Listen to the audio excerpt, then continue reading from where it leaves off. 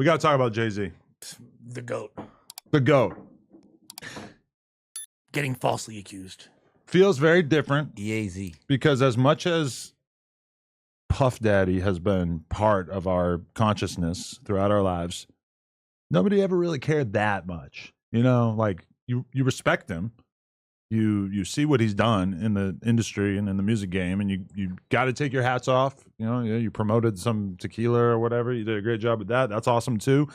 But again, doesn't really affect me. Not somebody that I've ever looked at throughout my life as being like the man. And he did bring us Biggie Smalls.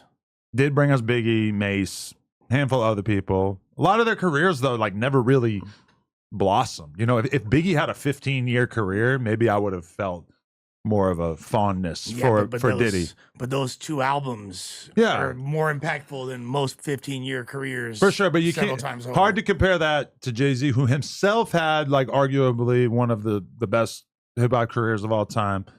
What he did while he was at Rockefeller was unbelievable. Like brought out so many artists that we all consider to be some of the absolute GOATs. And then even beyond that, everything he's accomplished with Rock Nation, with Rihanna and fucking all these other artists that he's put into position. He's definitely put way more successful artists out than anybody. Than Diddy for sure. Yeah. Diddy's peak was quite a while ago. It feels like, if anything, Diddy's partying and sex dungeon activities kind of got in the way of him being able to really like be that music A&R. I think he went into right? the media. I think he gave us Revolt. True. To fill in the void of him not being able to produce an artist. Like, let me just produce a platform for the artist. Yeah. And he was still doing like weird, like overseas remixes and dance music. So it was like keeping his numbers up and all that. Like he's still like in if he drop, everybody gonna go give it a gander. Yeah. Look how dumb our audience are. Jay-Z did not bring us Mace or Biggie. What the fuck? Do you think maybe you weren't listening properly, you fucking moron? But either way, it would appear, after much rumors and really a lot of desire to sort of will this into existence, that our GOAT, Sean Carter, has finally, after all these years of managing a career that has largely been entirely devoid of any sort of controversy, that he's finally found himself in the situation that Diddy has, granted to a much, much smaller extent.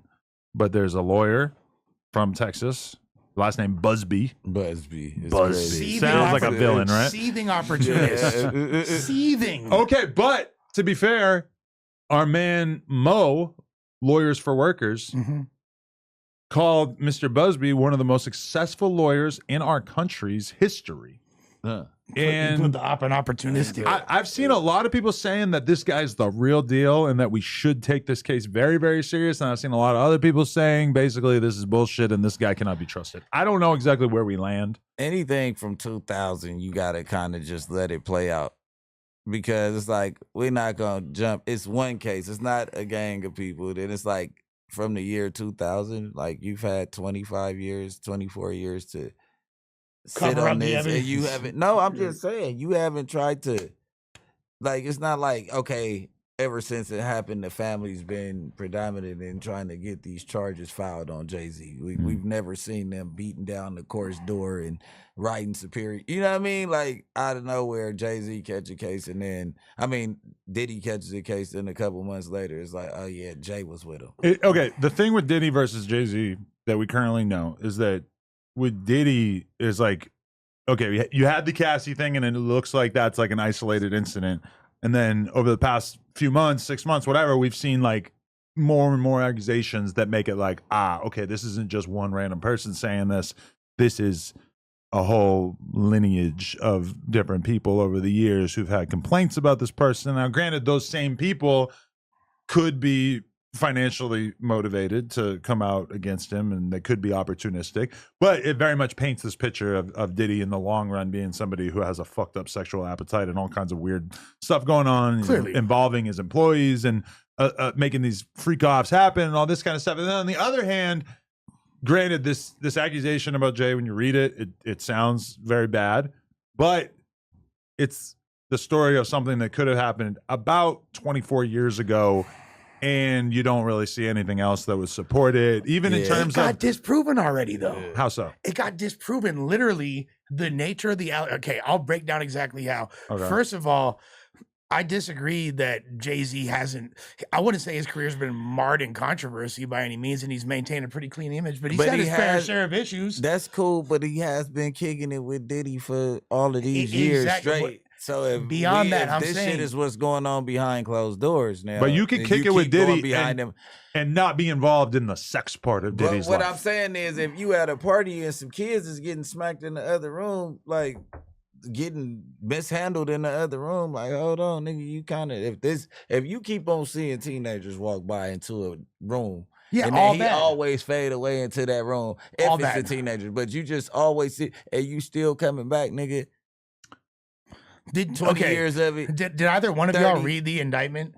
I didn't read. I'm not saying he's guilty, but I'm just saying. I at read some point, highlights. get the But fuck all up. I'm saying is that we haven't really heard anybody say that there was a consistent presence of young people at these freak-offs aside from Tania. Yeah, that's what I said. Which, not to take anything away from her, it still could be the case, but it would appear that you were able to be in Diddy's orbit and not be aware of whatever freaky sexual shit he was And doing. I don't know how much within, like, Jay-Z's his own orbit. Their orbits like might cross each other, but he's not like hanging around Diddy like that. Jay got his own shit going on. And Jay seems I will incredibly. call my boy from New York to show you this picture. I told y'all about this picture that I seen already. Oh, what was it again? I forgot. It's them two on the boat with his thing out right there. Diddy like this, and the boy right there standing next to him. You just believe everything you see on the internet. No, he's not in real life. This not on the internet. For real? Yeah.